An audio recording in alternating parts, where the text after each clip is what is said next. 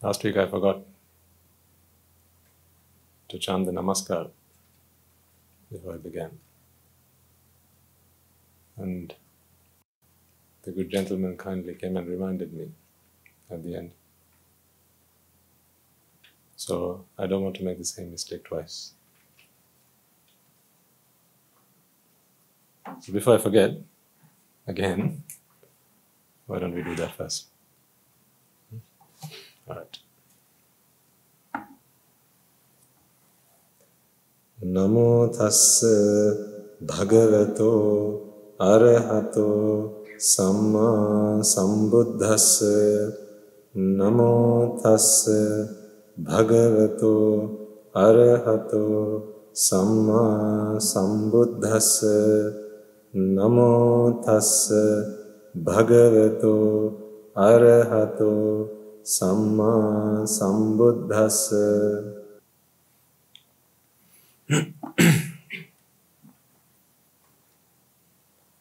As I said last week, one of the issues I have is that I don't feel that the morning sermon and this sermon are separate ones. That's a real problem.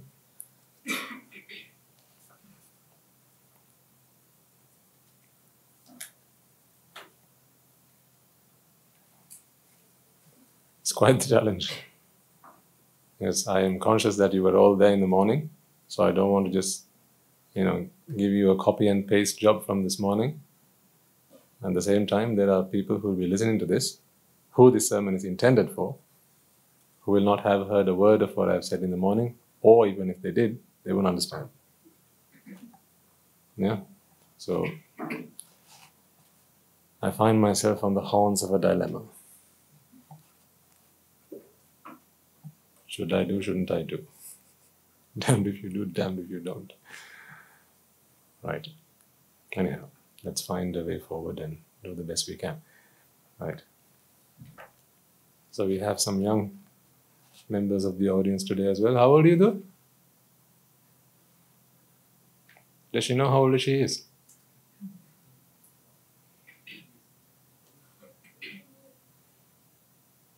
Eight. Right. Thank you. Thank you for coming. 8, 9, 10, 11, 12, 13, 14. Why? What? What are you laughing about? I just counted the difference between 8 and 14.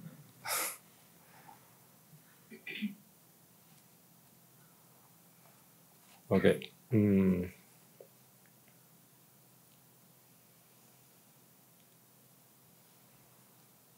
Self.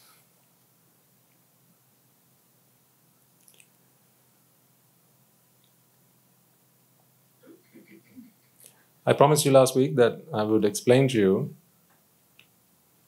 how this insanity mode comes on, what causes it.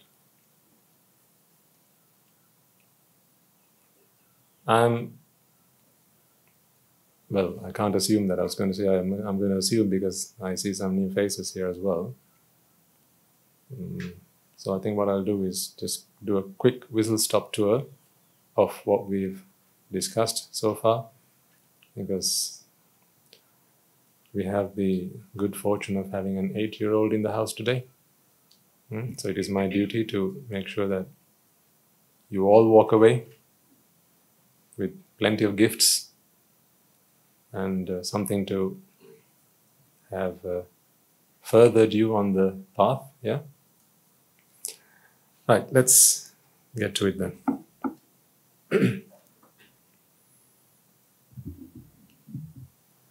Let's quickly recap what we understand about the world we live in. We know that we as human beings, when we say we live, what we do is we experience the world around us. Okay? So when you say, I've lived for 40 years, and you say, I have 40 years worth of experience of living, what you're saying is, for 40 years, I have gone through this experience that is life, and in these 40 years, you've only done one of 6 things. Either you've seen something, or you've heard something, that's in here by the way, you've smelled something, you've tasted something, you've felt something, that's a hand,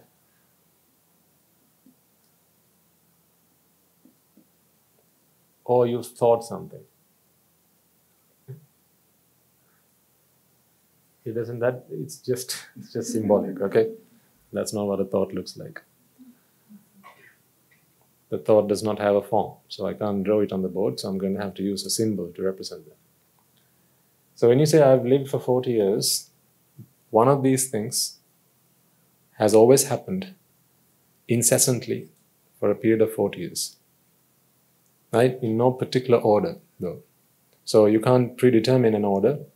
It could be one of this, two of these, one of this, three of these, 10 of these, 5 of these, 1 million of these, 5 billion of these, and so on. Okay?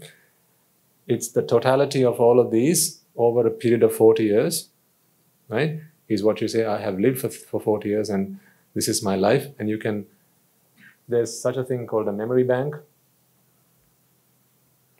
And whenever you go through one of these things, you put a log note. There's a log note that goes into your memory. The log note can only be accessed by this.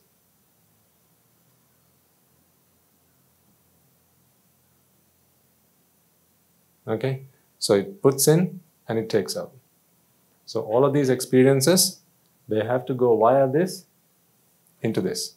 And then when they come back out, again it's through that. So this is the mind we're talking about, right? So we know this. What we may not know is that we haven't actually seen the things that have been put in front of our eyes. Now that will sound really weird, but bear with me. You've not really heard the sounds that were projected to your ears. You haven't really smelled the things that were put in front of your nose.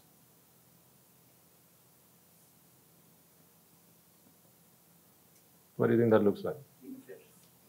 Incense? Okay, I'll give you that one. It was meant to be a bottle of perfume, but okay. Actually, I like that, an incense stick. I'm going to update my syllabus, my lesson plan.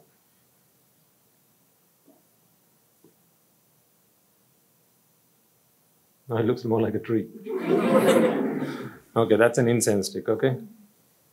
Let's put 2 or 3 in there, right? That's an incense stick. Taste. Yeah, of course. What else?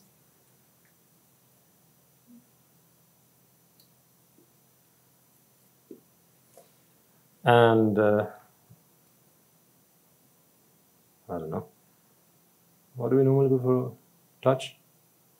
A bat. Oh, let's put a bat.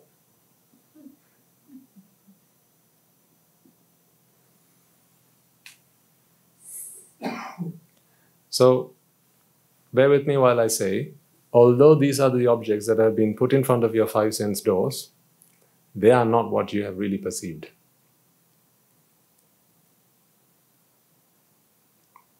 Because the mind is not sensitive to light. You know this from your biology lessons. What is sensitive to light? What is the physiological, anatomical part that is sensitive to light? The eye. Or more precisely, the retina. That is the bit that's sensitive to light, yeah? So there's a bit in the back of your eye which detects light rays. Okay? That's how you know there's a light on here. So, you know, it's the sun. It emits light. It's a light source, a natural light source. And that sheds light. And that light is reflected. You know, this is old school stuff. Most of you know this. Onto the retina.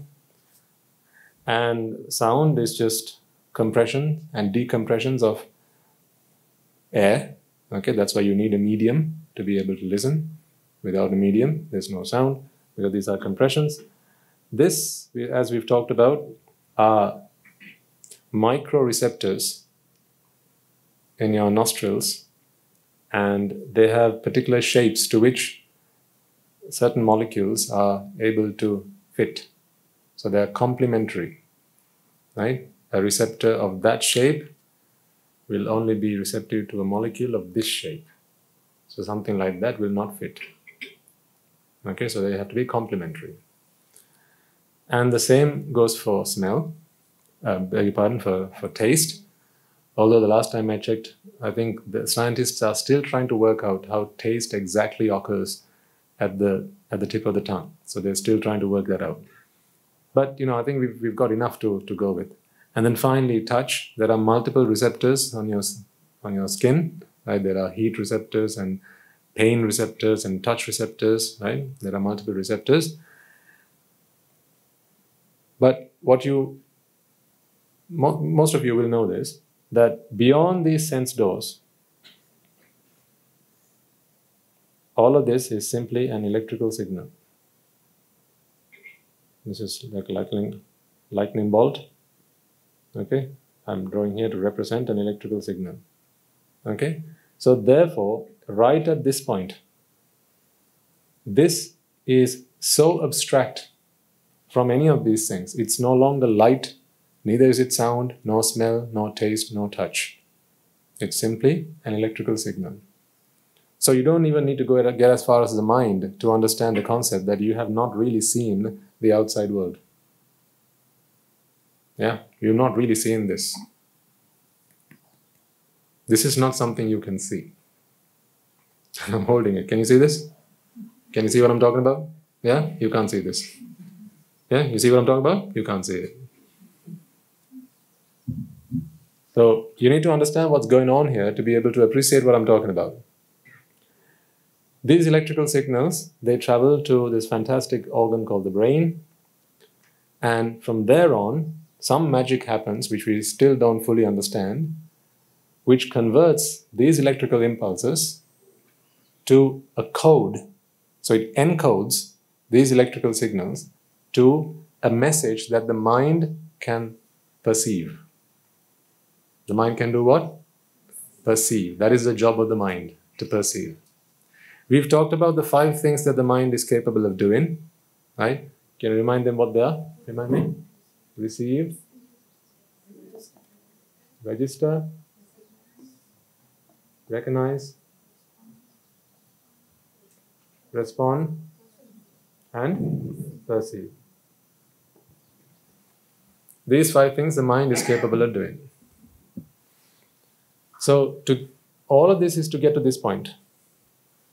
So as you can see, this is a process. All of this is like, you cook so you can eat. This is cooking so you can eat, right? So all of this is to get to this. So initially, the first thing you ought to do is to receive it. And that's what happens when the brain goes and drops it in some type of code. And once it receives it, it registers that something has been received. Something. And the best analogy I can offer you in this day and age is your mobile phone. When you receive a text message, you're alerted. There's a notification, right? But that doesn't tell you who it's from or what the contents of the message are. It just tells you received a message. That is registering it. So there'd be a log note on your mobile phone. If there's a log that takes place behind the scenes, there'll be a log to say message received. Then you can recognize it. How? By picking up your phone, looking at who the sender is, who's a contact, and then you can read it. You read your text message. Therefore you recognize. Next, you work out what to do with it. So, to be fair, you can also think of reading the message as your response to it. Because you know when you receive an alert, that if you know that it's a text message, the next thing you know is to do what with it? Read it, right? Read it. And then you can choose to reply to it. These are all responses. All of these things together help you to perceive that it's a text message and what that message is, who it's from, so the entire picture. So you'll understand, ladies and gentlemen, that without this perception, we can't survive in this world. In other words, actually that's all we've been doing this far. So I need to rephrase what I said right at the beginning. 40 years of your life, you haven't really been doing all of these things. What you've really been doing is just this. You've been perceiving this world. Because your perception occurs in the mind. And it is with the mind that you know stuff is happening outside. Things are going on. Without the mind, you'd be none the wiser. Because it would just be a body, just a mass. Right? The mind allows you to use these 5 sense doors. So who's the slave, who's the master? Who do you think is the slave, who's the master? Mind is the master. These ones are the slaves because they work on behalf of the mind. Yeah, your I works on behalf of the mind. Why do I say that? Who wants to perceive? The mind wants to perceive. The mind wants to perceive, and for that perception to happen, a certain series of things have to happen. So you see, if you retrace your steps back from the mind, before this should have happened, that should have happened. Where's that? That should have happened. Before that should have happened, that should have happened. For that to have happened, that should have happened. Right? For that to have happened, this should have been open to allow stimuli to come from the outside. So do you see, this is a process. That's the end-to-end process. Draw that again. From here, and there. Where is that? Oh, here. Yes. So that is a log entry to say, something's happened. This is how you can remember things of the past. And the same goes on here. Yeah, and so on. The mind also can do this. So it can, at its own will, drop into memory and take out fragments of memory and do the same process. But of course, it doesn't need to go through the brain, although some schools of thought imply that the brain is necessary for memory to take place. I think we are still investigating that. But let's say yes, okay, without your brain, you can't access your memory. Okay, we're okay with that for now. So it uses the brain to dip into memory and then back into the mind, and that's how that works. Now, the reason I'm telling you all this, again, is not to educate you on the workings of the human body, its anatomy or the physiology or the biology. That's not what this is for. It's simply to first get you to understand, help you understand what this life has been all about. We talk about our life experiences. We talk about, I've done this, I've done that, I tend to do this, right? And I've been doing this for so long. I've enjoyed my life. I've had a good life, right? Life has been kind to me. Some people say life has been unkind to me. Others might say, really what's been going on is you've been perceiving things. Or instead, to be more precise, the mind has been perceiving things. That's all that's been going on. So much so that I think we talked about this last week, just to prove, right? To really prove the point that you have never tasted cake. If there's a bit of your brain that is connected to the tongue, if I were to rewire this, right? Cut this bit off and connect it to the bit that is sensitive to, say, smell, when I touch a piece of cake on the tip of your tongue, you'll begin to smell things. If I were to rewire it to the back of your brain where you have the bit that is responsive to light or sight, when I touch your tongue with a piece of cake, you'll start to see things. Now, isn't that plenty proof that it wasn't this that you experienced all along? How can cake smell like incense? But this is technically possible. I don't know if anyone's ever attempted it, but having said that, I know some people who are blind. Science has allowed advances and technology has made it possible for people to, within inverted commas, see. Because science and engineering has helped people to do stuff with this brain and the nervous system and this amazing body to put some sound, generate some sound in close proximity to one's ear And this blind person sees something. They don't see, bodies and human beings like you and I can, but, like when you close your eyes and you look at a light source, you see something, right? It's brightness. You see some brightness, or like when you hit your head somewhere, or say you have a fall, or you knock your head somewhere, you see a flash of brightness. That is now possible in the lab. And therefore, when, for example, the mother, say an infant, they're blind, the infant is blind, they've been diagnosed that, but the science has allowed human beings to be able to see again. How so? The mother whispers in the child's ear, and the baby responds. So the baby extends its arm in that direction, because that's the way they wired it. So now the baby sees a flash coming from this side. So he reaches out like this. And the mother is so happy, because she now thinks that the baby can see. Really, all they've allowed to happen is this perception. And the same can happen in other ways. You could rewire this so that a tap on your palm, if you are deaf, for instance, you could start to hear things. And that can happen as well. So you see, now this is pretty basic stuff, right? You understand that if you rewire this gadget, this circuitry, you can get it to do all sorts of weird and wonderful things, right? The point is not that. The point is, let's take a moment to appreciate that this is what has been happening with our lives all along.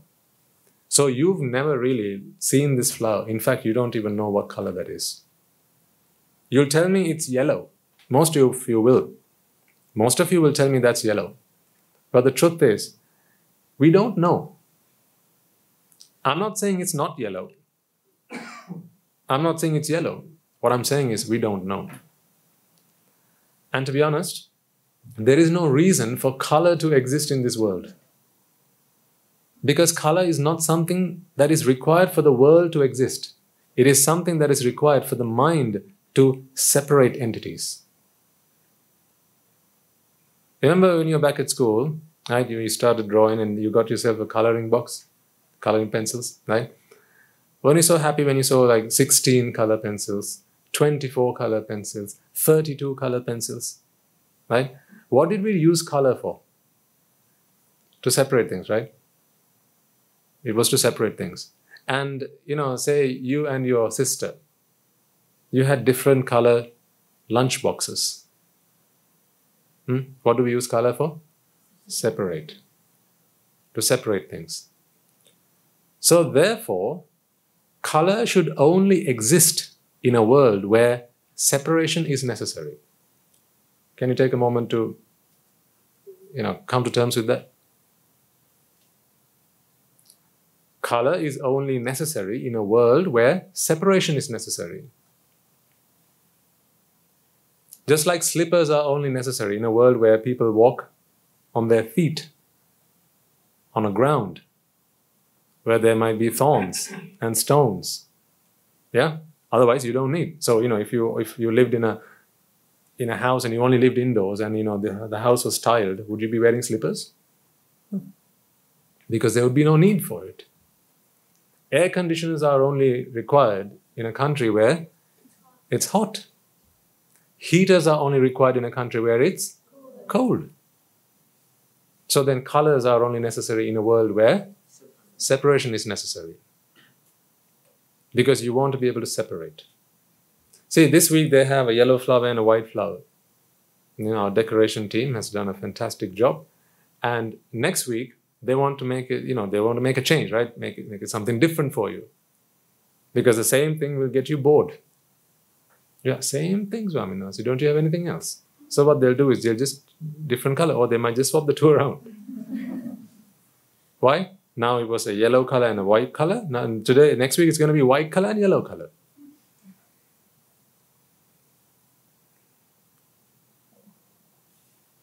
So the point I'm trying to get across here, folks, is this is a very subtle point. Although it might seem like it's pretty obvious, Swami. Let's move on. I don't want you to be fooled that you've gotten it unless you've actually gotten it. Then it's fine, right? But I can't tell and speak on your behalf. Therefore, I'm taking making every effort to make sure that you've grasped this concept before we move forward. Because otherwise, what will happen is this. If you don't get this properly, you will go down this line and then end up saying, nothing exists in this world. This world is full of nothingness. In other words, you'll say this world is empty. This world is void of anything, absolutely anything. So, what's the problem? That can be a very dangerous place to find yourself in. Because then what will happen is you will not work on eradicating your attachment to things. Why? Because things don't exist. If things don't exist, why work on eradicating attachment? Attachment to this causes suffering. Okay, good. Let's somehow get this out of the way and keep attachment. That will be fine, right? If it were possible, that is a good approach. If it actually were possible, as in to rid the world of particles, matter, or any of these things, if it were possible to rid the world of these things, then you can keep your attachment. No problem. Because nothing in the world would ever be anicca, dukkha, or anatta from there on. Anicca, dukkha, and anatta are problematic only to a mind which suffers from the condition of attachment and ignorance. That's why an arahant has no problem in this world. Because the arahant has rid his mind from ignorance and attachment. But the anicca, dukkha, and anatta nature of the world has remained just the same. But, as I'm saying, I'm very careful here, folks, and I'm glad that most of you sit in Guru Swami Nuhanse's sermon as well, because, he takes quite a bit of time to explain and give you various examples. I've only got an hour and a half or so. And in this time period, I need to explain something that is the most complicated. Well, it's not complicated, it's subtle. It's not hard, it's just subtle. It's very subtle because it's never something we've heard before. We've never looked at life or attempted to understand life in this way. I don't want you guys to walk away from this room thinking there is no such thing as a mother or a father. These things don't exist. I don't exist. Because then what you'll do? You'll stop eating. No, you will. People have done that. Why? Because if there's no me to feed, and if there's no food to eat, then why should eating and feeding happen? So they stop doing it. The only reason they breathe is because they can't help themselves. Like when you begin to suffocate, you have to breathe, right? So that is the only reason they do that. So that's what I'm saying. This is very subtle, and I want us to take our time with this. The reason I'm talking about this is, let's make sure that what we do is perceiving the world that we live in. So, color is required in a world in which separation is required. And it's only the mind that wishes to separate. Do you think this saucer has any wish, need, requirement, or necessity to separate any items in this room or anything here? Do you think it has any intention of separation? No. But what about a sieve? Do you know what a sieve is? The thing that you use to, work your flour? Yeah? Do you think a sieve has any need to separate? No. A sieve does not know what it is. A sieve does not know what it is. It's just a wire mesh attached to a piece of metal, circular. It's just an object. It doesn't know what it is. It doesn't know what its purpose is. But we use it because we want to separate. When you fry your papadums, right? Some like it crispy. Well, I suppose everyone likes it crispy, but you like it. Some people like it a bit, darker shade. Right? Have you read the book 50 Shades of Papadum?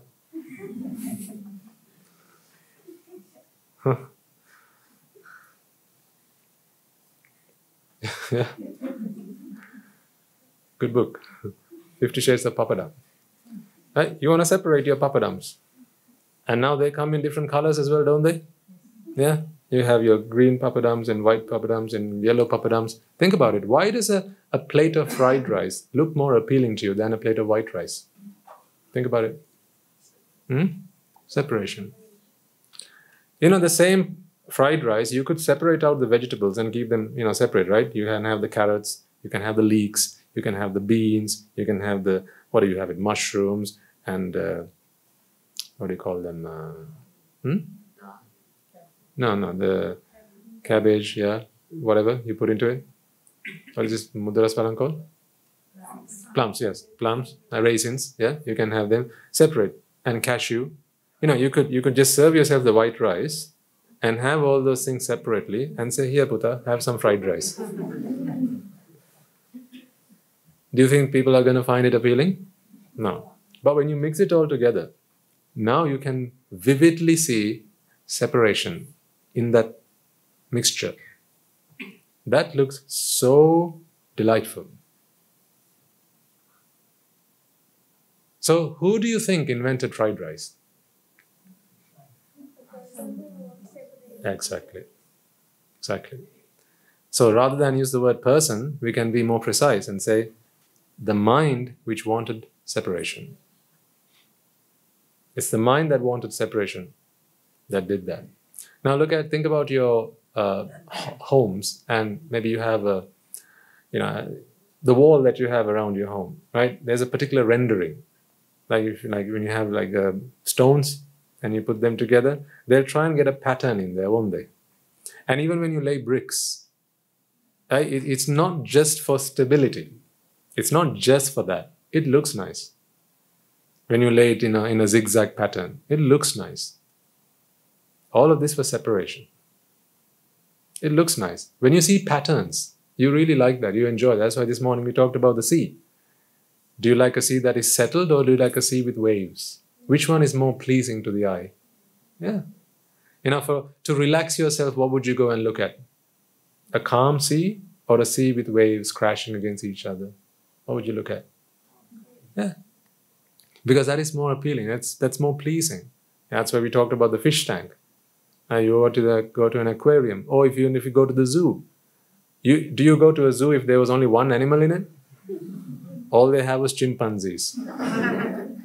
I understand. You wouldn't need to go to the zoo. You can do that from home. I get that. But what I'm saying is, if all they had in the zoo was one type of animal, you wouldn't go there. Because you want to see that vividness, that variety.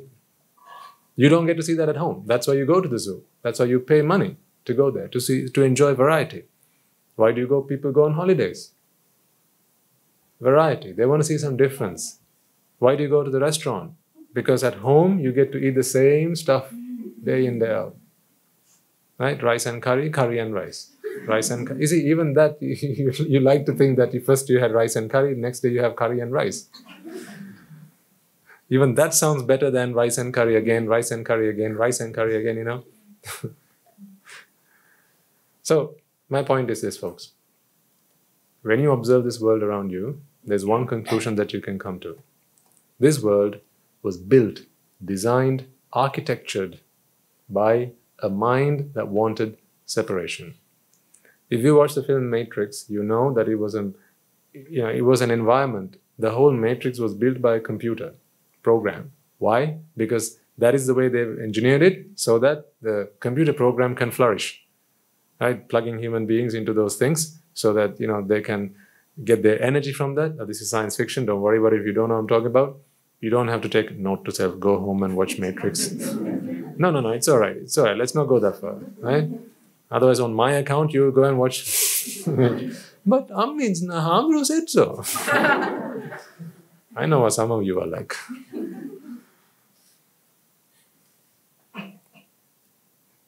That's why we like patterns. It looks nice. When you do gardening at home, if you're a horticulturalist, you like it. When you see patterns, like the grass. When you cut your grass, you cut it in patterns, don't you? Yeah. They'll have one lane that will be cut in one direction, and the other lane cut in the other direction. When you sweep the sand in the what do you call the valimalu, right? You sweep it in a zigzag pattern, right? Why? Because you see this separation and it looks so nice. It looks very appealing. All this is proof that the mind wants this separation. It is because it wants to feed that urge for separation. The mind goes this extra mile to create that separation, to manifest that separation in this world.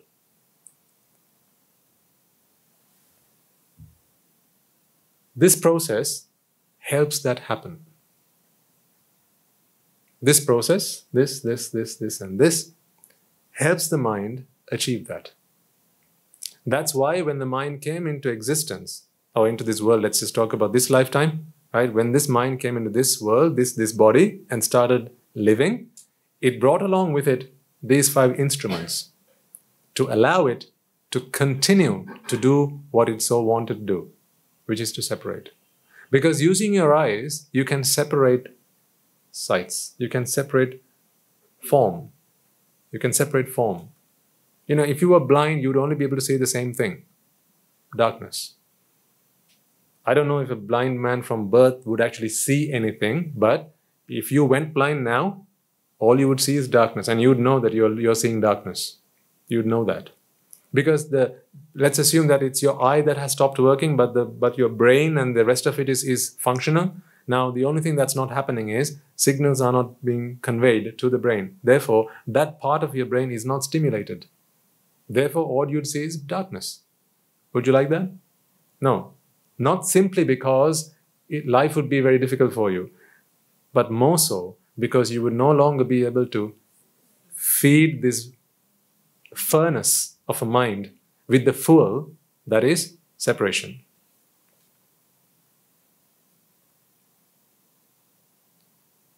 So this mind makes use of these things. That's why I call it the master and the slave.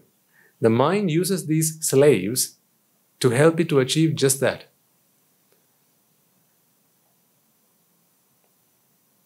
That's why when you make things at home, go through this activity at home, folks. Think about it practically. When you're at home and you're baking a cake or something, and you're putting that icing, you have the icing gun, right? And you go around the cake, putting those little icing dots around.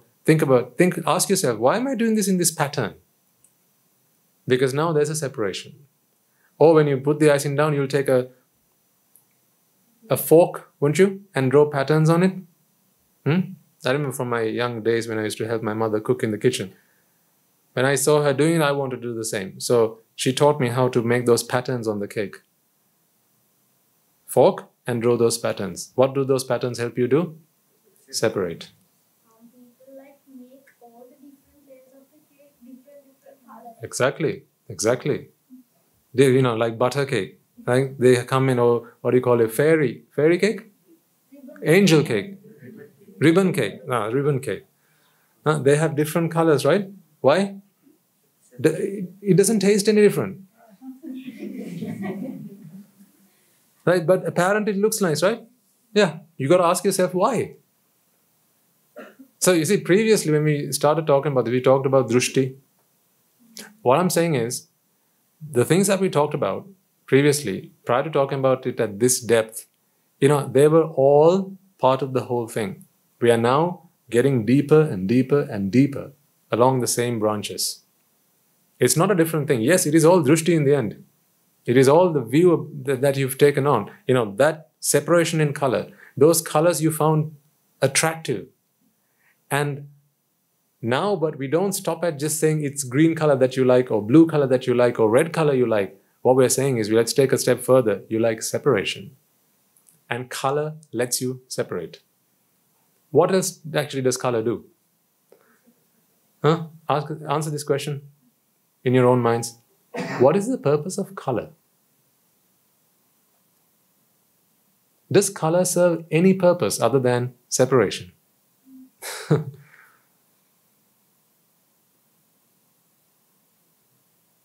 See how focused we are now getting at understanding the world that we live in. We're not just trying to answer the question of how does color come into being? How the light waves refract and therefore, on a prism, it's different wavelengths. We've gone further than that, and we are trying to ask ourselves, why does color exist? Why does such a thing as color exist? Color serves no other purpose than separation.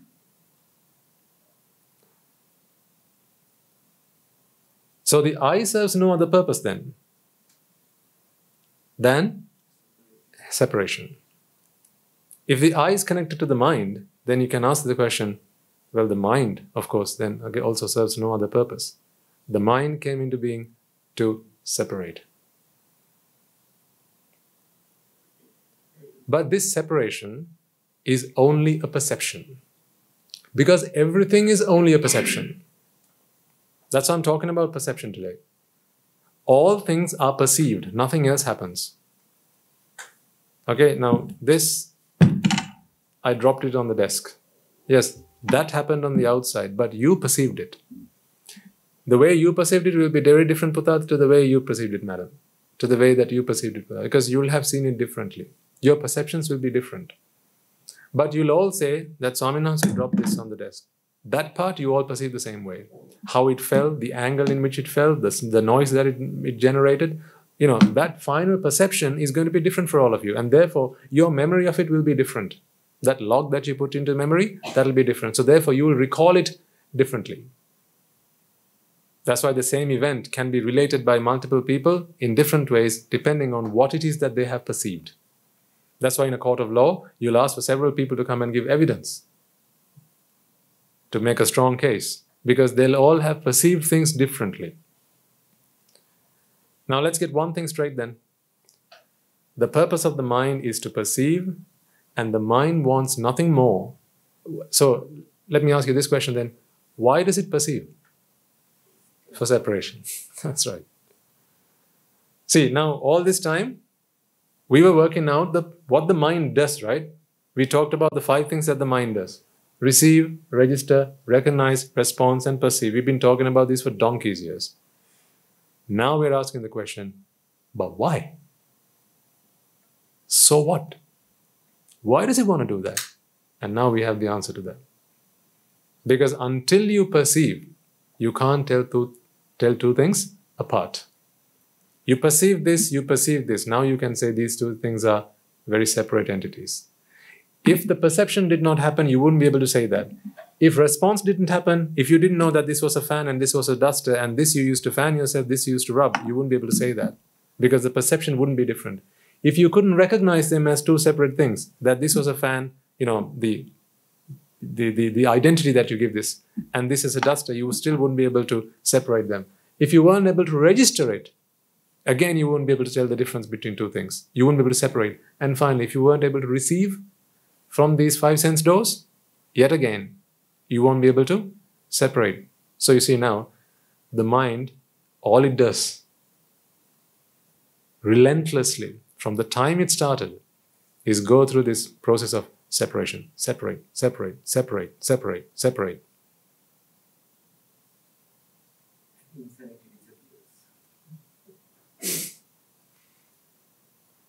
The mind tries to do that non-stop. What the mind doesn't understand is that it's trying to separate things that are inseparable. You watched the video from this morning? Were you all there? Put your hand up if you weren't. This morning? Oh, okay. So there are a few of you. Right, you can put your hands down. What we showed was a video of how birds, seasonal behavior, right? They'll fly in patterns. Many of you may have seen this previously. How birds fly in patterns, right? They'll all make certain shapes in the sky, but they don't know that they're making those shapes. They are not there to fly in patterns. They're just there to fly. So they don't all come together, call a meeting and, what shall we fly today? They're not the RAF. What's the RAF? The Royal Air Force, right? Because they do these things, right? They do formation flying, right? To impress people. But those birds are not like that. They don't come together, they convene a meeting, and they discuss, like, what shall we fly last week we did this one, now but this week we do something else, for a difference. They don't do that. But they just fly. Their instinct guides them. So this morning we saw penguins in the sky, didn't we? Oh, the poor people online. I feel for them. Penguins in the sky in Jethavanarama Vihara? We should certainly come to Sri Lanka. Yes, you should come. There are penguins in the sky. Then we saw an octopus in the sky. Or a squid. And then we saw a sea camel in the sky. Didn't we? What were they really? Patterns. They were patterns. The birds that were flying in the sky had no intention of displaying those patterns. They were not there to do that. They were simply flying one after the other. In fact, they weren't even flying in a pattern. But it was we who looked at that and projected our patterns onto what exists out there. So it is your projection that you perceived. This happened when you were looking at that. When you were looking at the TV screen this morning, you saw something, and that was received, that was registered. Then it began to start the recognition process. You use that mental image and send it into your memory banks with the question, tell me what this is. Tell me what this is. Do I know this? That's why only on some occasions did you say, that's a penguin. On other occasions, you'll be just looking at that. No, it doesn't fit anything. But if you lived in Mars, or if you lived on Mercury, you'd have said, oh, looks just like my friend. Why? Because had you lived there, you'd have a different set of memory log notes. Whereas here, you don't recognize those patterns.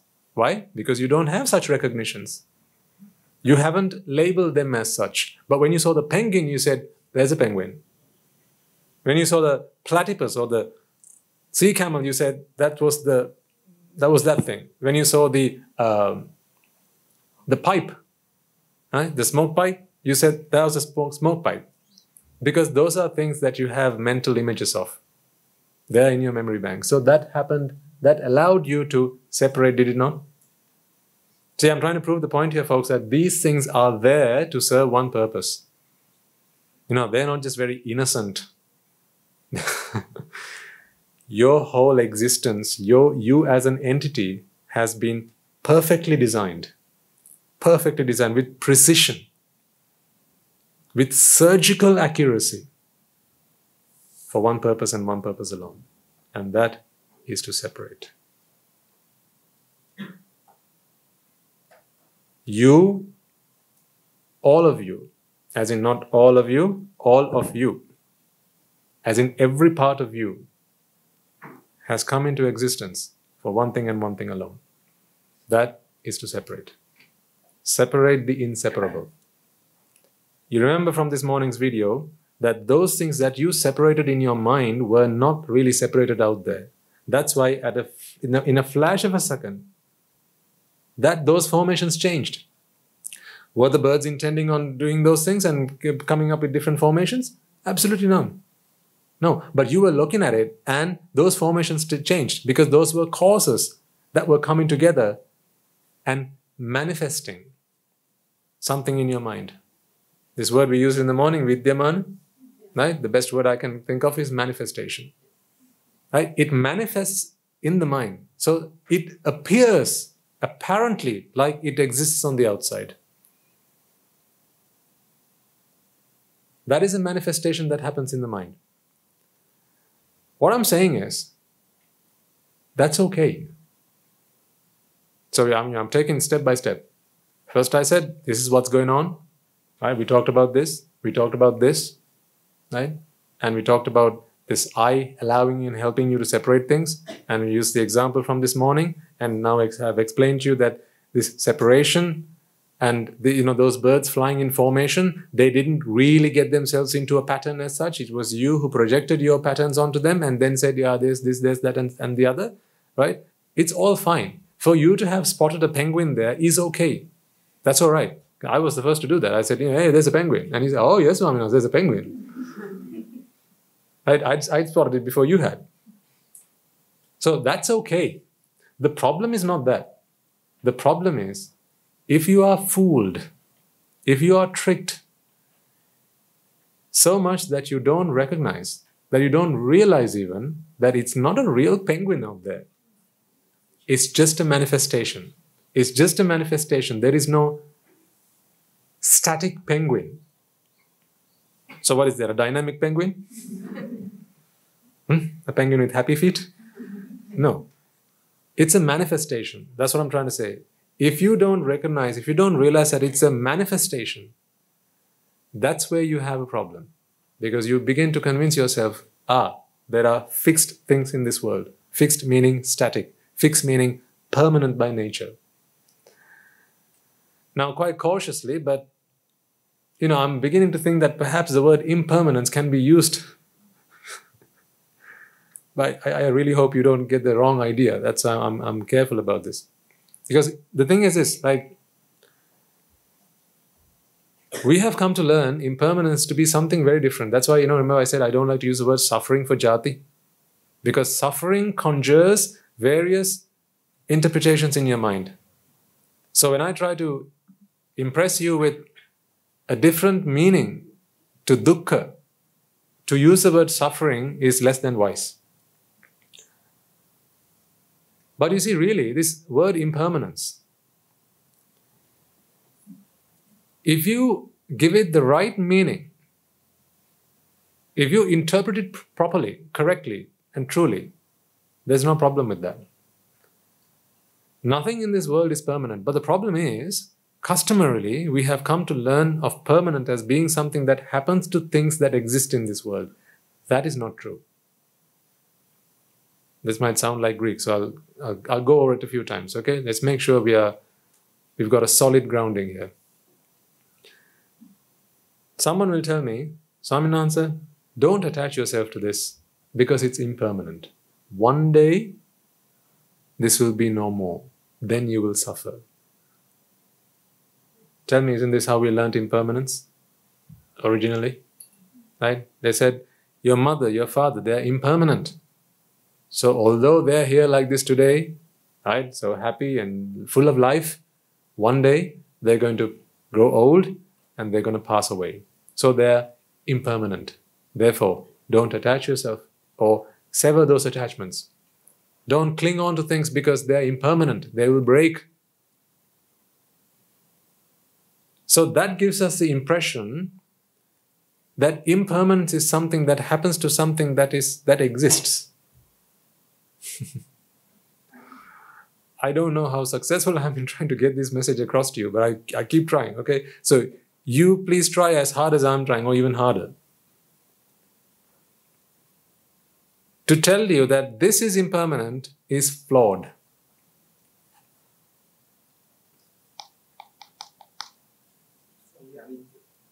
To tell you that this is impermanent is flawed. Because when I say that this is impermanent, I have already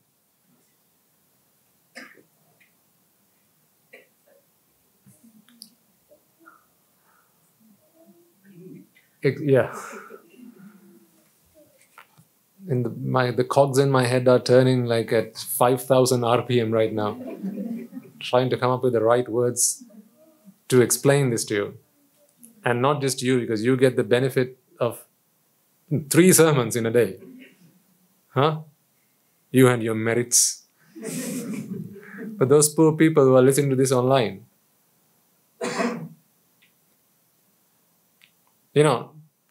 this, if we say that this is something that exists, means this is a fixed entity. The duster exists and it is to be impermanent. It will suffer from impermanence. Impermanence is a characteristic of the duster that exists. The point is, no, that is not right. Impermanence is something that has always been. In that cycle, at some point, a duster manifests out here and also in your mind. That's why I asked you the question of belonging. We started there, didn't we? If you eat an apple today, and if that goes on to become your nose, which then after your death goes on to become fertilizer, and then back again as someone else's crop in their home, and they eat that, and now that becomes part of the ear. Have they eaten your nose? Have they? Yes in one sense and no in another sense. What matters is, have you got that sense? Or is this all nonsense? Have you got that sense? Do you sense what I mean by this when I say, this is not a duster? But so what is it then? This is not a duster? It is, but it isn't. It is not a fixed entity. It is not a duster and forever and always will be a duster. Even at this moment in time, folks, it's being a duster. Right at this moment in time, it's being a duster.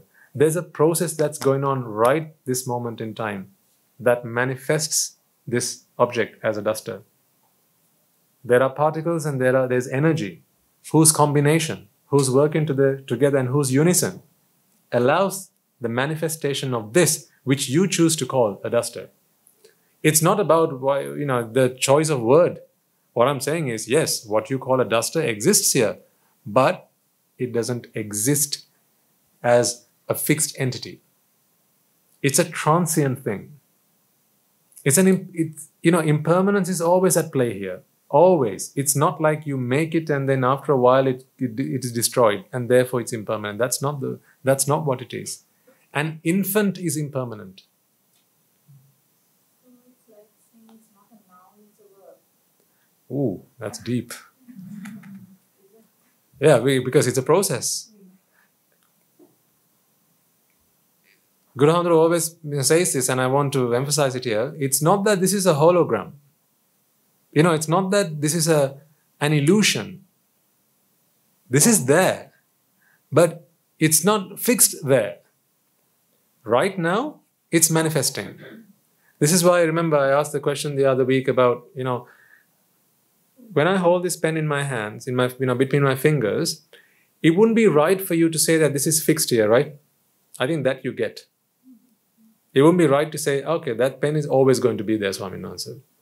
You know for a fact that it's not always going to be there, and right now it's here in this position because there are two forces acting on this at least. One upwards and one downwards. Therefore, it seems static, but it's not. And you know that if you were to plot this, the position of this pen against a time position graph, on the time axis, time will increment and the position will remain the same. But at t equals 1, it's here. At t equals 2, it's still here. At t equals 3, it's still here. At t equals 4, it's still here. But at t equals 1, it was here, not because at t equals 2, it was here. What do I mean by that? Although they're the same kind of causes, it's not the same causes. Meaning, at t equals 1, it manifests itself making use of the forces that are in action, that are affected on this object at that moment in time. Actually, not in moment in time, but at that moment. So these are manifestations. Therefore, when I drop this pen and I ask you at what time did I drop this, it would be wrong for you to answer that question in absolute terms. You can give me a conventional answer. 1, 2, 3. You can say, Swaminathan, you dropped it at t equals 3. That's a conventional notion. It's simply a construct that we have come up with as human beings, as conventional sentient beings, to describe things in relation to each other. Because otherwise living would be such hell. It would be almost impossible to live if you can't talk about events in comparison and in relation to each other. It is simply because you want to say when this happened in comparison to when my fingers spread. That's when you say at t equals 3, you did that, and therefore at t equals 3, this dropped. That t equals 3 was not there from the beginning. It's something that we came up with later to explain events that take place in this world. What really happened was, this pen didn't drop at t equals 3. This pen dropped when the causes manifested that event. So it's not just form, but also events. All things in this world, sight, sound, smell, taste, touch, eye, ear, nose, tongue, body, mind, thoughts, memory, receiving, registering, recognizing, responding, and perceiving, all of these things, they're all manifestations. They're all manifestations of causes. They're all manifestations of causes. What we need to appreciate is that is just that. It's just a manifestation. But what's the problem? The problem is we don't sense it that way. I'll give you an example we used in yesterday's sermon when I was discussing this with some of our Swaminanses. Let's imagine I put you all into a dark room, and let's again for a moment imagine that that's where you were born. So you've never seen daylight. Okay? You've never seen daylight. So you don't know what sights are like. You don't know what light is. One fine day, someone walks into this room and they show you something. You look at it, what they're showing you are pictures they have taken from the outside. What are they showing you? Pictures or photographs. Okay? It's not a video, it's a photograph. Now, this is the first time you've seen something other than what? Darkness. Other than darkness, this is the first time you've seen something. And then they tell you, after having shown this to you, you know what? I've come from the outside. And this is what is on the outside. Now, try and understand this example from the perspective of those two people. Okay? The person that has come in to show you the pictures is trying to give you an impression of what is on the outside. They're not intending to tell you that life outside is just static moments. But life is very dynamic. Things happen in a very dynamic fashion. Right? Things are in motion all the time. Nothing is static, nothing is fixed. But they didn't have a video camera to bring you. All they had was a still image. And they brought you still images and they show you, here's one picture, here's another picture, here's another picture, here's another picture. And they tell you, this is what happens outside. Now, that person who's seen these pictures for the first time in their life, they've never seen the world outside. What, tell me, do you think are they going to think the world outside is like? Spot on. People are going to, that person, you are going to think that the world outside is just still images. That they're fixed things. So even something in motion, you'll still have to show them still images, won't you? Like say there's a fan that's rotating, you can take, say, tens of hundreds of pictures of that and you can come and show it to them. See, this is a fan. Oh, okay. So a fan is something that does this, and after that it's this, after that it's this, after that it's this, right? After that it's this. You would never be able to convey to them the concept of a clock. You wouldn't be. You wouldn't be able to convey to them the concept of motion. Yeah? Because all they would understand is that, life outside are just fixed events. In fact, there wouldn't be such a thing as an event. There would just be still images. Still. Things are still. Things are just still. They're just static. Because that's all they'd be exposed to. Now, you see, in the mind, although, folks, you understand that the world outside is in constant motion, okay? Although you understand that, because fortunately your eyes are only receptive to 25 frames per second, and any less than that, you'll begin to see still images, and anything faster than that, I think it's 23.5, if I'm to be more precise. Anything faster than that, and you're going to see motion images. That's how they developed film, from still images back in the day, right? Because the eye and the mind and this process does not have the definition to see things slower than that. You see things in motion. Okay? Thankfully. Although this is what you see, now as I wave my hand, you tell me I'm waving my hand, aren't you? You can tell me that so unless you're waving your hand. But what if all you saw was this? You can't see me pulling my hand back, okay? Because I can't show you exactly what I want you to. Okay, this, this, this. Right? If that's all you saw, you wouldn't tell me that I moved my hand. The concept of motion would cease to exist. Right? This is the same thing that has happened. In this world, all entities are in constant motion. Nothing is fixed. Everything is transient. Everything is in constant motion. Everything is always changing. Therefore, I can use the word impermanent. Everything is in constant motion, in constant change. It's ever changing. The problem is, inside our minds, because we want separation.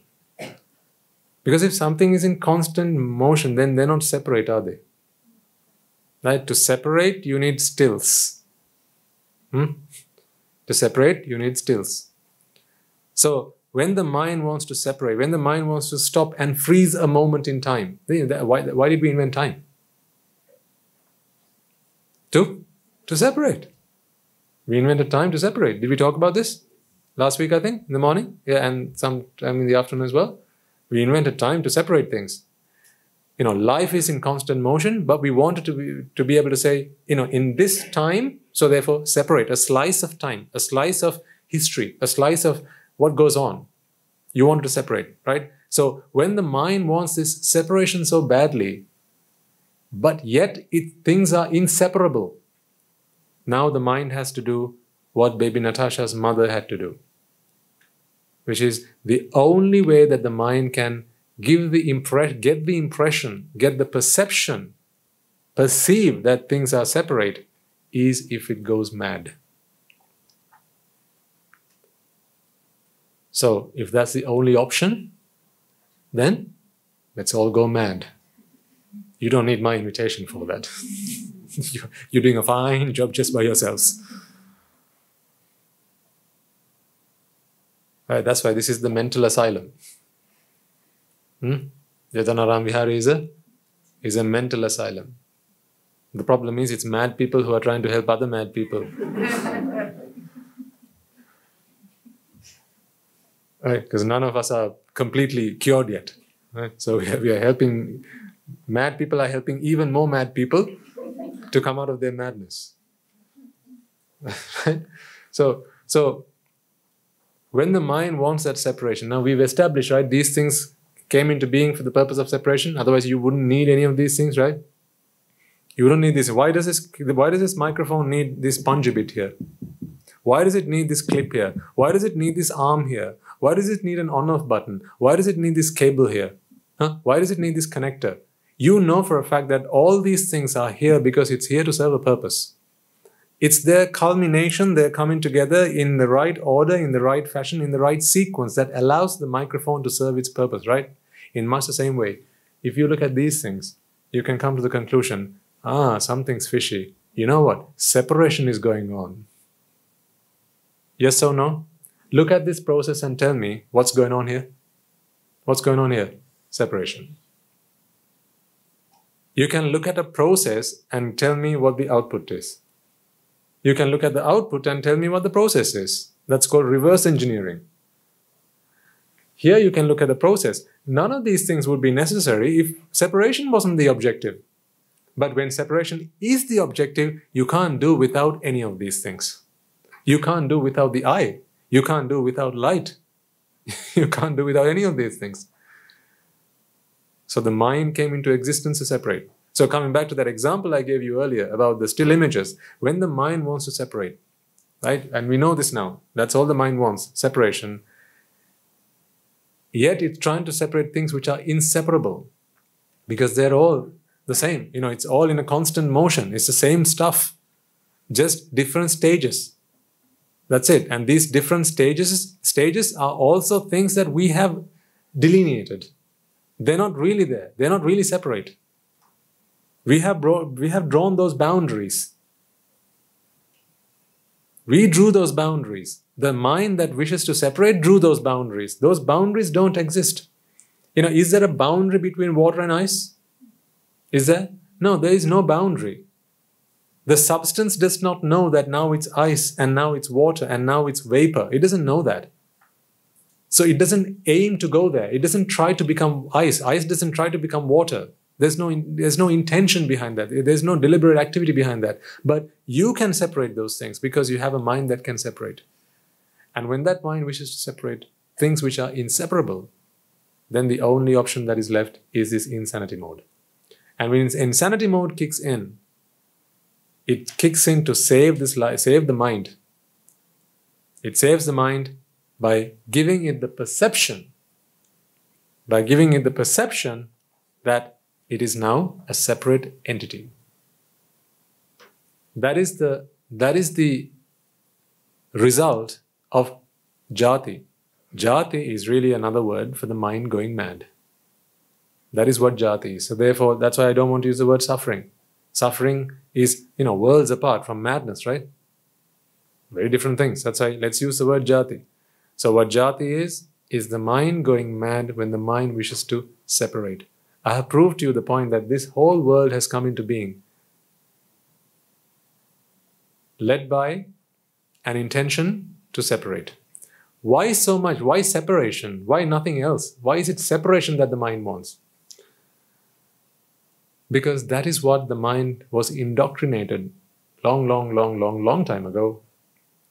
Not in Bethlehem, right? Long time ago, when the mind was somehow.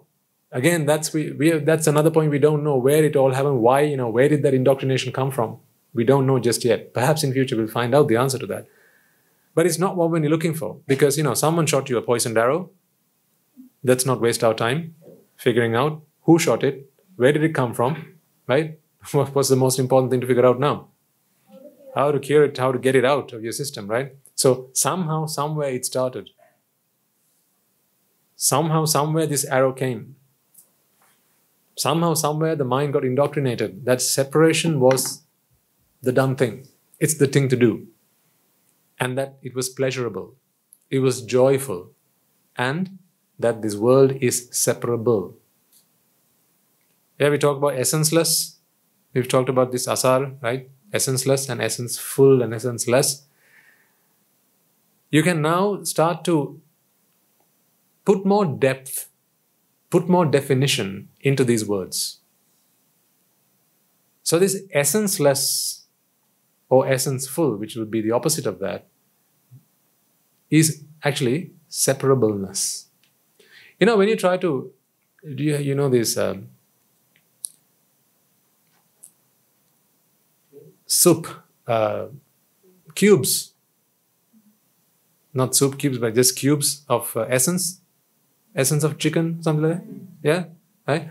What is that? When you say something is the essence of something, what have you done to get that? You extracted, right? In other words, you've separated, right? Yes. So you take apple juice, and how do you get apple juice? Yeah, concentrate. How do you get that?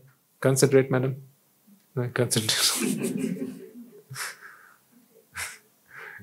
Yeah. So you take the apple, make it pulp, right? And then you put it through a process, and in the end you get the juice out of it. And you can take that is the essence of the apple. Meaning, you have gone through a separation process to take what you believe, what you think, because it is for you and I that the apple juice is the thing that is essence-full. Perhaps to the earthworms, it's the leftovers. Or maybe if you've got livestock, right, and you want to feed them, it's not the apple juice. They don't drink apple juice, but you can give them the rudiment of that. And that they can consume. That'll be their food. So that will be what is essential to them. For us, what is essential is the juice, right? In the same way, when the mind wishes to separate, the mind tries to get the essence out of vipaka. Because it thinks that that which can be separated is the essence of it. I'm really struggling here to convey this, my thoughts to you. I think I'll get better at it the more times I keep doing this, right? So bear with me, and you keep get betting at it. Getting better, thank you. You keep getting better at listening to this and trying to understand this, okay? And I'll keep getting better at explaining this, right? So you and I, we can work this out, all right?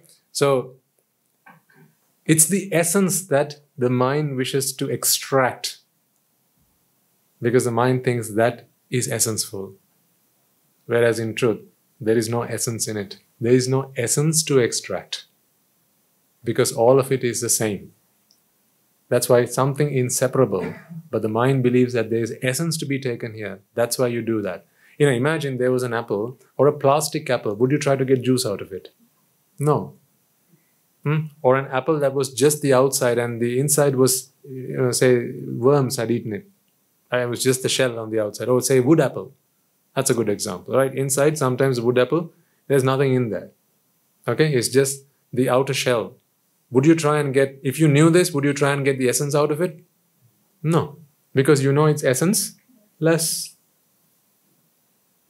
So, like that, when the mind can somehow one day understand that this is all just the same, there is no such thing that is more valuable or more important or more special than the rest of it. The mind stops trying to find essence. And that is what anatta means. Essenceless. There is nothing that is of essence to be extracted from here, because it's all the same. So separation is simply the mind, a mad mind, an insane mind, and its effort to try and please its undying need, this urge, this hunger that it has inside to satisfy itself. Does that make sense to all of you? Yeah, but why are there so many minds? As in all this? I mean, the karma, In the same process. no, there are so many, right? I mean, You mean one using, do you mean say like yourself or all these people here? Self. The same person? No. Then? Like different minds, right? His mind, my mind. Ah, right. Okay. So, the thing is this. There was never a his mind or a my mind. They were just minds. So, the good gentleman is asking, why did the mind come into being? Why are there minds? Because if you answer the question, why one mind, then you have the answer to why several minds. Right? That's the same answer, right? Why one of this? Same reason.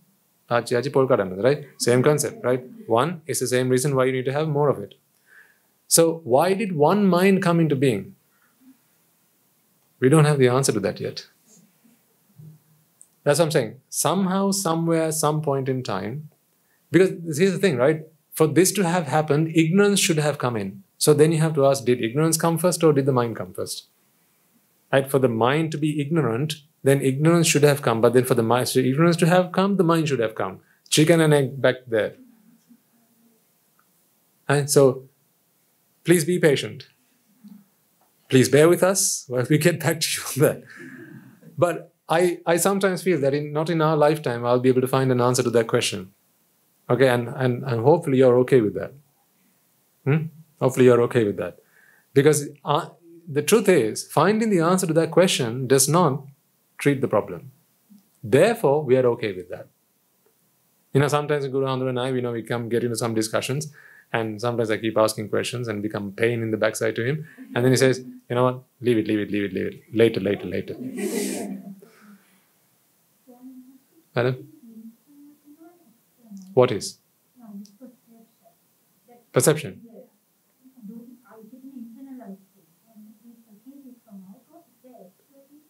Perception is mental. Perception is mental. All universe. Say again? Yeah, absolutely. So perception is a phenomenon. And it's the mind that perceives. In fact, it would, technically speaking, it's wrong to say that it's the mind that perceives, because perception is the mind. That's why I didn't say it.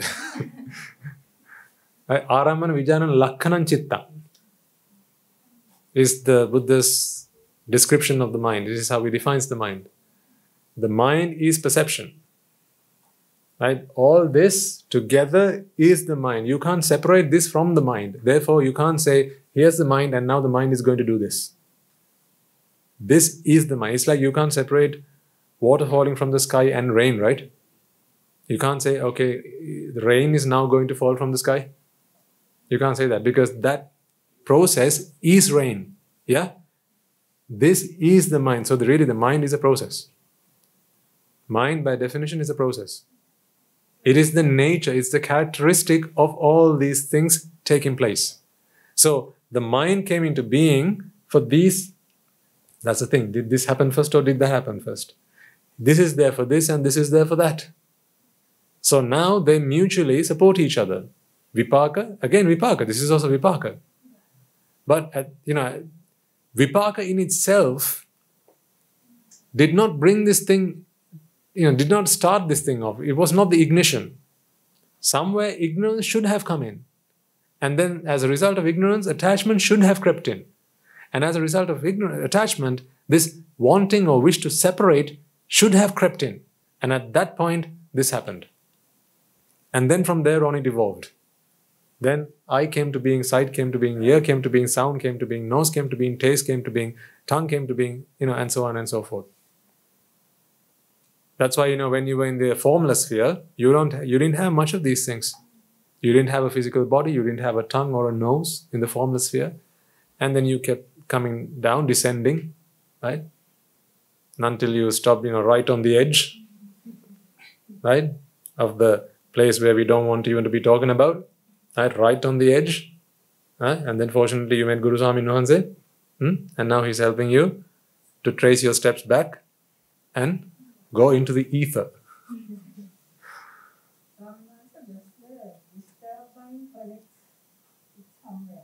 Madam, what do you mean by that? Connects what? The disturbed mind. What do you mean by disturbed mind? Sometimes we have a mind is getting disturbed at times. You mean anxiousness and things like that? Exactly. Yeah. Does it get connected with this circle? Of course. Yeah, the mind cannot exist without this. Excuse me. Because as I said, the mind is this, right? The distinction that the good lady wishes to, I think, establish here is this is the normal process. This is a normal process because it is driven by vipaka. Therefore, this is not what we're trying to stop. But as you say, the mind can be disturbed. The mind can be disturbed because of klesha, mental defilements. Okay? Those defilements, at their most basic level, we can define as the mind's wish to separate. The mind's wish to separate. Because that is why the mind is disturbed. You are disturbed when something that you don't like happens, right? That's because you see a separation between what you like and what you don't like. You don't like this blue. That's because you have separated this from one that is red, which maybe you do like. So therefore, when I show you the blue one, you're disturbed.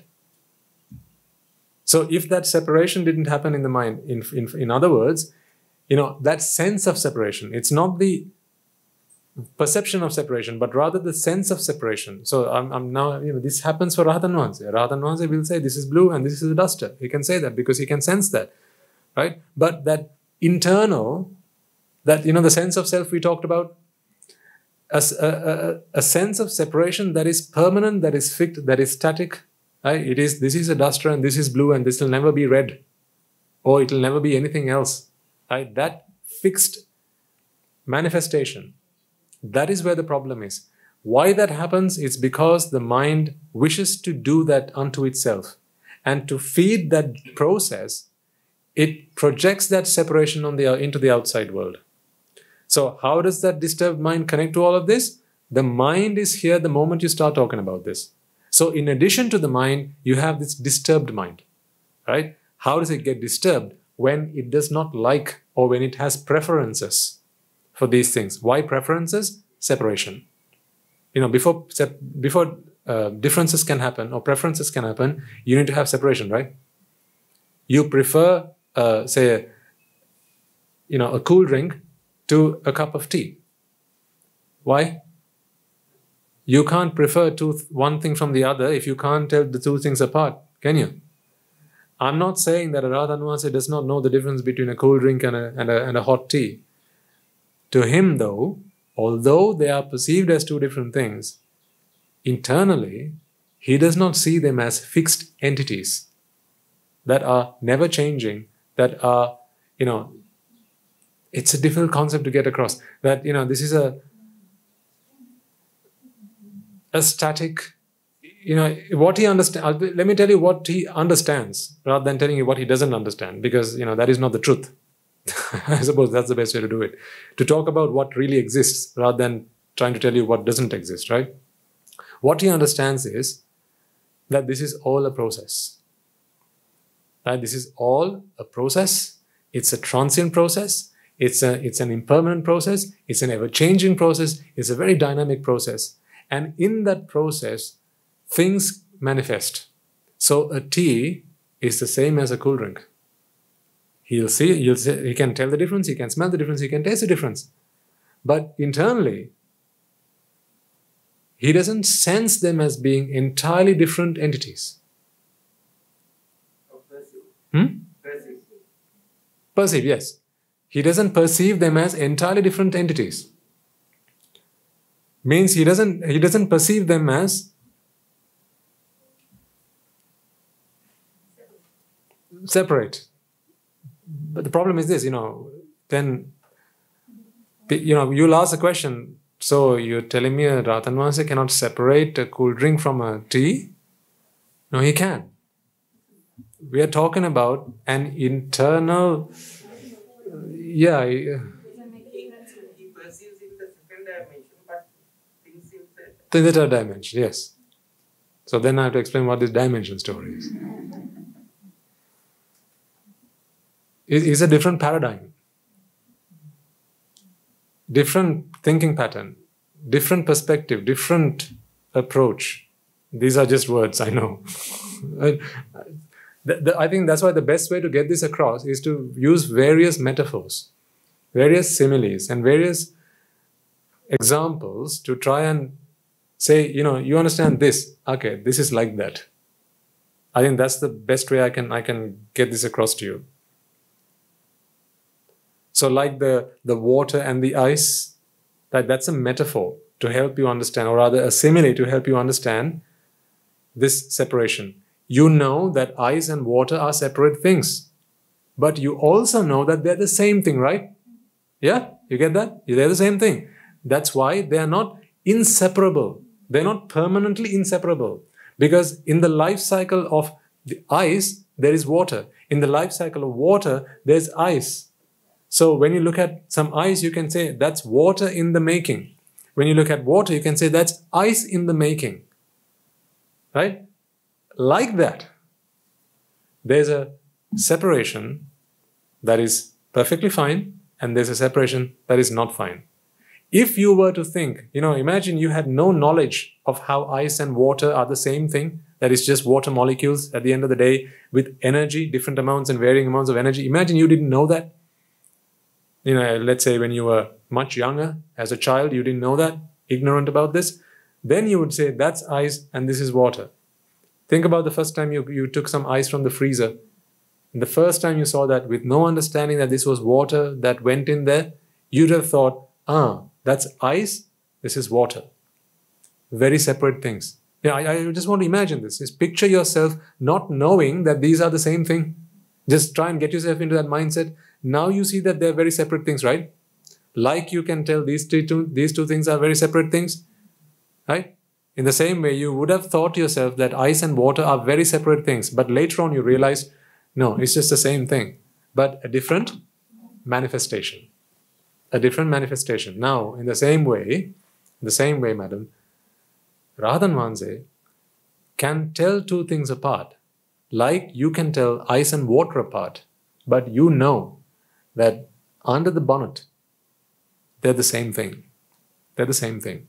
Like that, the Rahatan Vahanse understands that everything in this universe is ultimately the same thing. All minds are the same. That's why I asked you this question before. Oh, good Lord. It's almost 11:30. Right, I'll ask you this question and we'll conclude there, okay? Two Rahatan Vahanses. Okay? I bring them onto the stage. Two Rahatan Vahanses. And we have to give them some bad news. Okay? We have to give them some bad news. The bad news is, Venerable Sir, we're sorry to bring this news to you, but unfortunately we have to. One of you will have to become a non-arahant. Okay? Yeah. Hypothetical situation, right? One of you will have to become a non-arahant and go back to being either a seka or maybe a pruthakjana.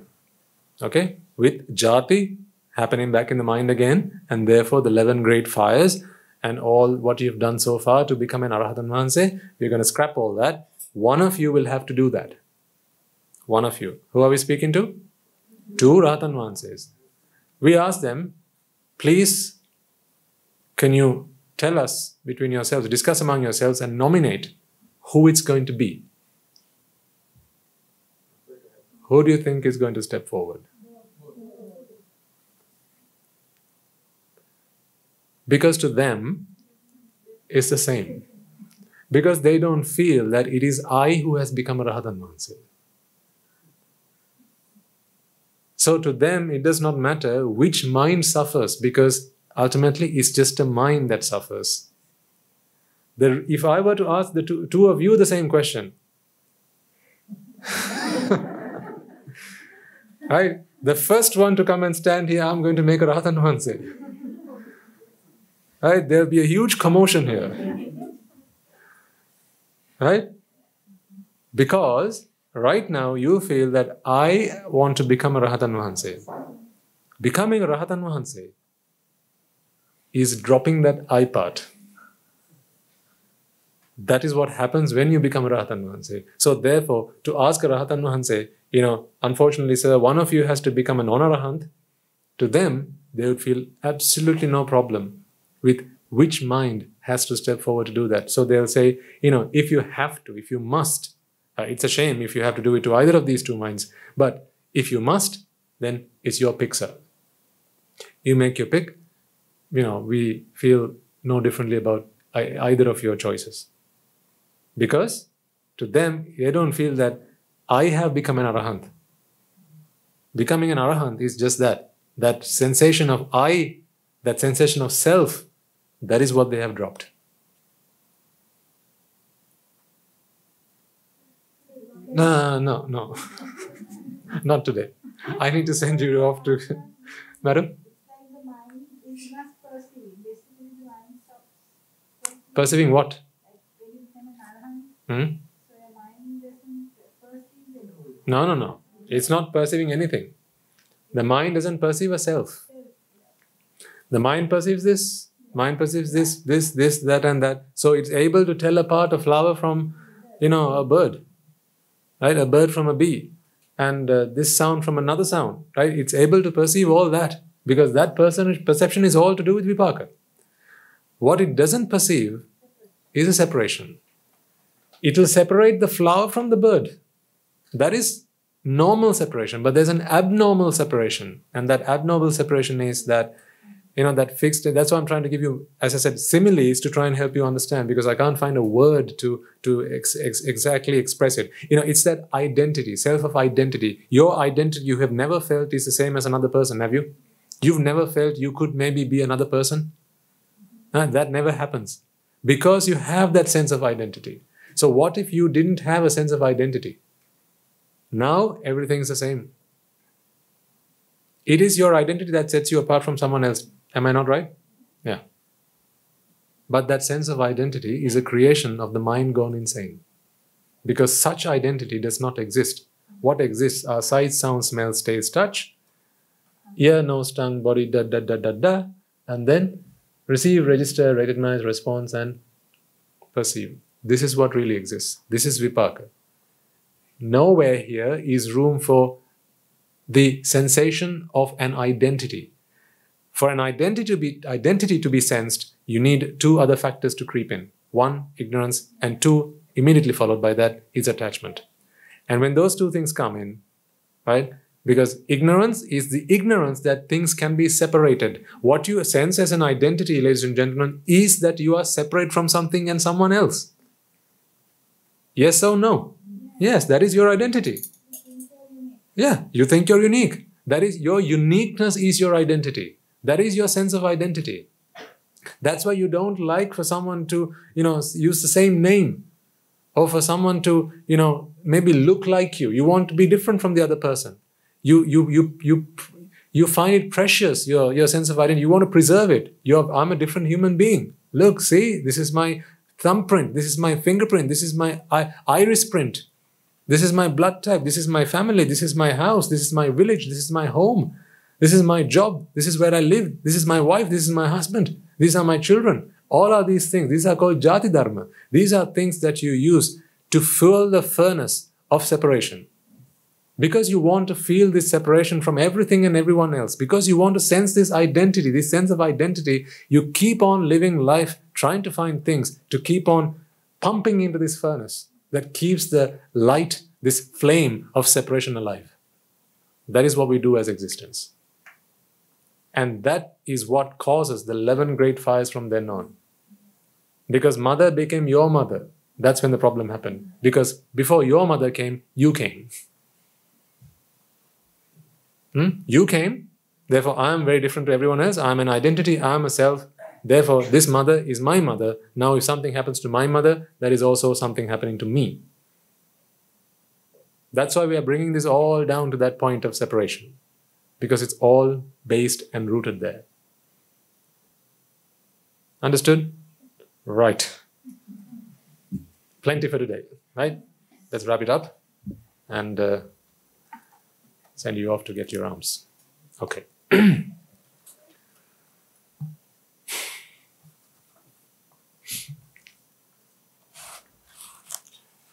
Let us take a moment then to transfer the merits that we have all acquired. By chanting the infinite virtues of the Noble Triple Gem, listening to the Dhamma, preaching the Dhamma, chanting Pirit, and engaging in various meritorious deeds today, first and foremost, let us remind ourselves how incredibly fortunate we are to be in the presence and in the receipt of the Lord Buddha's teaching. And with immense gratitude, let us transfer these merits to the bhikkhus and bhikkhunis, upasakas and upasikas, who since time immemorial have protected and preserved the sublime teachings of the Buddha and passed it down through the generations of the noble lineage in the form of the Tripitaka, which is thankfully available to us today to study, understand, and comprehend the Dhamma. Let us transfer these merits we have acquired to all members of the Mahasangha present throughout the world, including the chief prelates of all of the chapters who have dedicated their lives to the noble path and have committed themselves towards the betterment of all sentient beings. Let us not forget that among them are the monks and nuns resident in your local temples and nunneries who have always been by your side through thick and thin, come rain or shine. Let us transfer these merits to Guru Swami Nuhanse as well as all the other teachers resident at this monastery and the monks, anagarikas and anagarikas attached to the monastery. Let us take a moment to transfer these merits and express our gratitude to those who make great efforts to disseminate the teachings of the Buddha, be that by transliterating these sermons, sharing them out with others, or inviting others to join them. And may, through the power of these merits, if any of them have been born in the woeful plane, redeem themselves and be born in the blissful plane. May they abstain from the unmeritorious deeds, fulfill the meritorious deeds, fulfill the noble eightfold path, and attain the supreme bliss of Nibbana. Sadhu, sadhu, sadhu. Let us also transfer merits we have acquired to our devotees, friends of the monastery, who for the sake of merits continue to sustain the Mahasangha. This includes everyone from those of you who have contributed to the construction of the monastery, to those of you who provide the Mahasangha with shelter, alms, robes, and medicines, as well as those who have passed on their know-how and continue to extend their well wishes. May through the power of these merits they abstain from the unmeritorious deeds, fulfill the meritorious deeds, fulfill the noble eightfold path, and attain the supreme bliss of Nibbana. Sadhu, sadhu, sadhu. Let us also take a moment to transfer merits to our mothers, fathers, husbands, wives, brothers and sisters, sons and daughters, grandparents, uncles, aunts, cousins, nephews, nieces, our elders, friends and acquaintances, employers and employees, and to all those who have helped us, supported us, assisted us in any way, shape or form. And by the power of these merits, may they be healed of any physical and mental ailments and overcome any obstacles to their spiritual progress. May they abstain from the unmeritorious deeds, fulfill the meritorious deeds, fulfill the Noble Eightfold Path, and attain the supreme bliss of Nibbana. Sadhu, sadhu, sadhu. Let us also take a moment to transfer merits to the Devas, Brahmas, spirits and demons, primarily the Sakadeva, as well as all the numerous gods and deities who are committed to protect and fulfill the Sambuddhasasana. Let us also transfer merits to our guardian deities who keep a watchful eye over us and keep us out of harm's way. May through the power of these merits they prosper in divine power and wisdom. May they abstain from the unmeritorious deeds, fulfill the meritorious deeds, fulfill the Noble Eightfold Path, and may they all attain the supreme bliss of Nibbana. Sadhu, sadhu, sadhu. Let us also take a moment to transfer merits to our ancestors who have predeceased us, to all those who have been families, friends and acquaintances in this infinitely long journey in samsara, and to those who helped, supported and assisted us along the way. Let us transfer these merits to the members of the armed forces as well as the police force who have sacrificed their lives to protect the peace and harmony of our nation.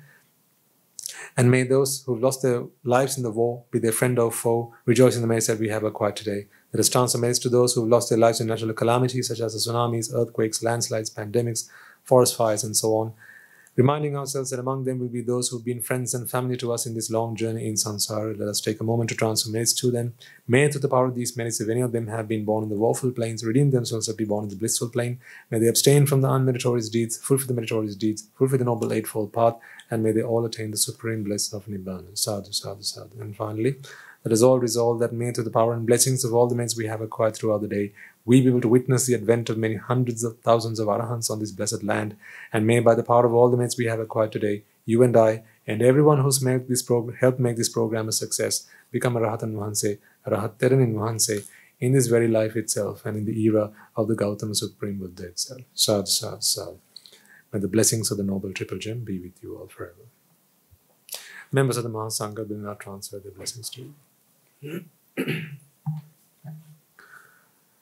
Raga ginnen midatva, dvesha ginnen midatva, moha ginnen midatva, Nibbana parama sukhayan, sukhita tavetva. Nibbana parama sukhayan, sukhita tavetva. Mamada siyalu loka, siyalu satmayo.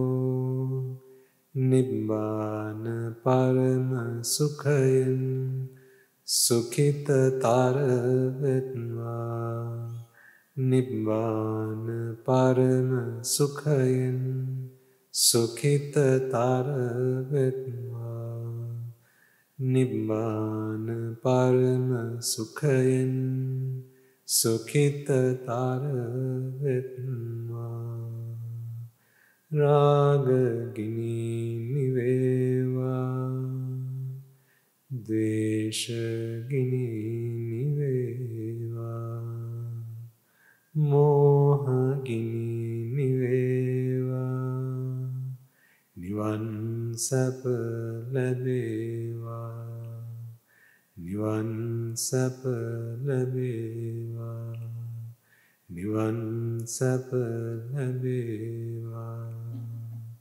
Tunuruwange suvisi ananta maha guna belen sila loka sila satyam nibbana parama sukhen sukhitara vetva. Sadhu, sadhu, sadhu.